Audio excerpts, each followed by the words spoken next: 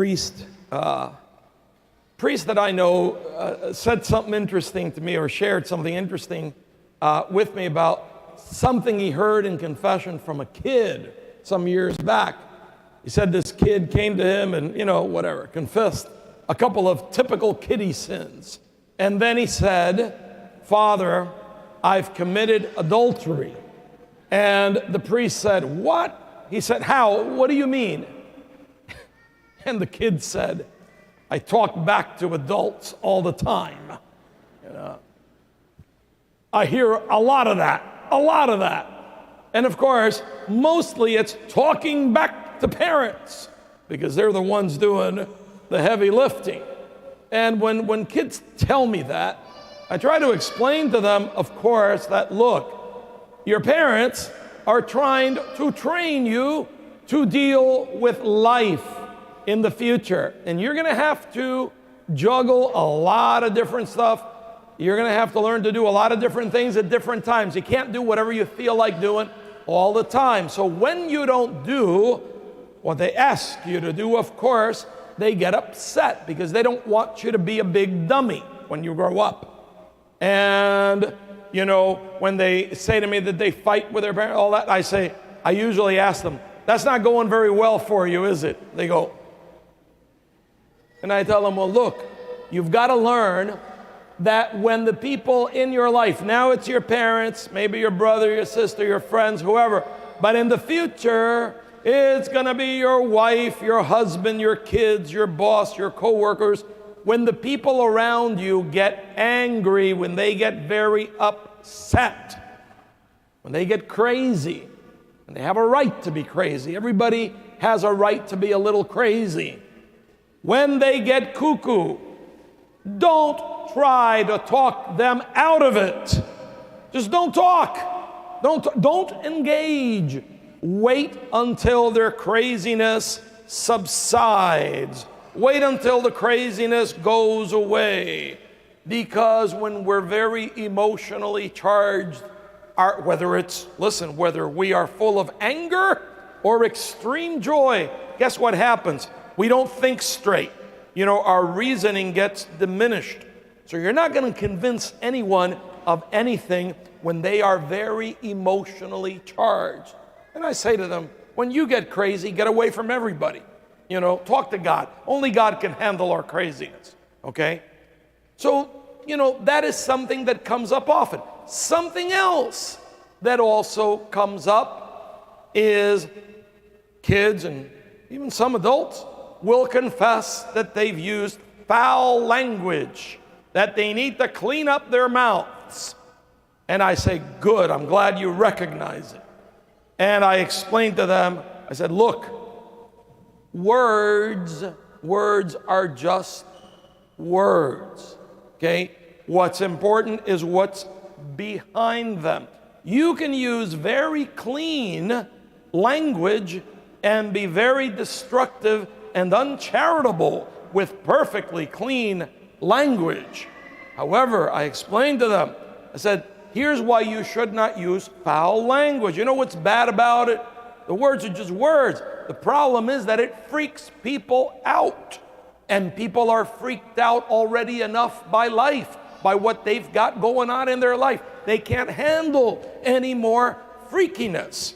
And if you get used to talking like a sailor, people are going to look at you and they're going to say, freak, get away from him. I can't handle it. And you're going to be isolated. So you see, with both these realities, it's important that one of the most important things we have to learn to do in life, and boy, as adults, we know it's lifelong homework. One of the most important things we have to learn in life is how to properly speak. Not just to speak, but how to properly and prudently speak. And this is a point that Jesus is trying to make in this gospel today. As he heals, this man who is deaf and somewhat mute. He's a deaf mute. He's got a speech impediment of some kind. He cannot hear well. He cannot speak well. But you see, it's not enough. It's not enough to just give them the capacity to hear. It's not enough to give them the capacity to speak. Jesus is trying to help him and help all those who are witnessing this to be aware that what's important is to listen well and to speak well. You know, it's kind of ironic, right? That Jesus cures the man, right? And all of a sudden this guy can speak and he says, don't tell anybody anything. You know, you think, what's wrong with Jesus? What's that all about? Well, you know, that's what's really known as the messianic secret. You hear that a lot in the gospel, right? Jesus does something very good. It's a miracle, you know, he performs a miracle or he cures someone, you know, and then he says, don't tell anybody anything. And you think, why? Why? Because Jesus understood his crowd. He understood the people. You know, the people of that region were oppressed by the Romans, and they were so desperate. They were so desperate to get rid of them that they wanted, they wanted a superhero to come onto the scene, flick a switch, and make the Romans disappear. So as he performs these miraculous signs, you know, he knows that without the proper understanding, the people are going to think, oh my God, he's here, Jesus is here to flick a switch and make the Romans disappear. And that's not what he came to do. He came to make something disappear far more important than the Romans, namely our sins, right? And so he is trying to train them. He's trying to prepare them to listen well and to speak well, to speak prudently, to speak in a way that won't compromise life, but that will actually give life. Now that brings us to us. What are we listening to, and what are we saying? And not just with our lips, with our lives, with all of our expressions. You know, oh man, we live in a world, we live in you know, these times where we have so much coming at us, young people in particular. They're blasted with so much coming at them through all kinds of outlets, you know, that we have cacophony. We've got all kinds of perspectives, ideologies, values, opinions about this, that, the other thing, everything and anything. And a lot of it, some of it is good, a lot of it is garbage. A lot of it is very destructive. And so you see, there's a distinction that we have to make between what we hear and what we listen to. Usually, you know, as parents, you know that with your kids, you know, they're hearing everything, but then when you really want them to pay attention, you say, listen to me. That means obey me. That means take what I am giving you and learn to own it, learn to follow it.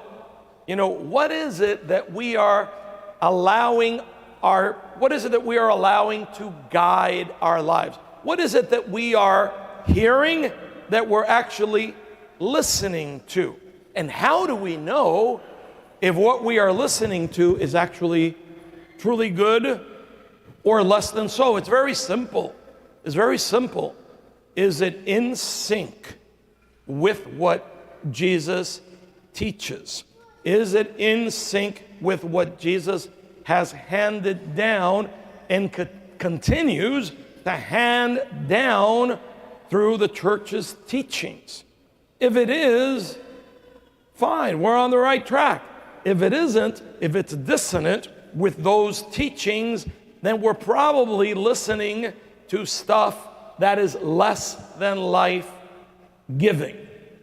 And think about, as I just mentioned, when we speak and we communicate, not just with our lips, with our fingers, right? Some of the stuff we write, that some of the messages that we email, what you put in your phone, you know, whatever you post on social media, quite often we speak impulsively, so impulsively. Sometimes I read some stuff that, you know, comes to my attention and I go, oh my God, you know, what was he or what was she thinking? You know, we cannot speak. We cannot communicate impulsively. Like a priest once said, Jesus came to take away our sins, not our brains. So we have to use our brains before we communicate, before we speak. We actually have to think, we have to gauge. How is our audience gonna feel? What effect are we really going to create? Is it gonna be life-giving, or are we gonna become part of the destructive process? So as we journey onward, let us ask the Lord. Let us ask the Lord to help us to listen and discern very selectively what it is that we allow to guide our lives. And let us ask the Lord to help us mature in speaking prudently, properly, with not just our mouth, but with the way we live our lives, so that what we give to others will actually be life and not strife.